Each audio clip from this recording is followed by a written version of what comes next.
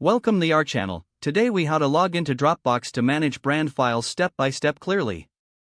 Open your web browser. Type in the URL www.dropbox.com. Press the Enter key on your keyboard. You will be directed to the Dropbox homepage. At the top right corner, locate the Sign In button.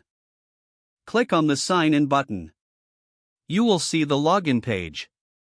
Enter your email address in the designated field. Next, type in your password. If you prefer, you can check the box for Remember Me for quicker access in the future. Once you have entered your credentials, click the Sign In button.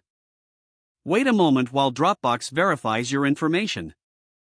After verification, you will be redirected to your Dropbox account. On the left side, you will see the navigation menu. Look for the Files section to manage your brand files. Click on Files to view all your uploaded documents and folders.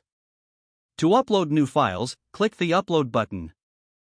Choose whether to upload files or folders from your computer. Select the desired files or folders. Click Open to begin the upload process. Your files will now begin to upload to your Dropbox account.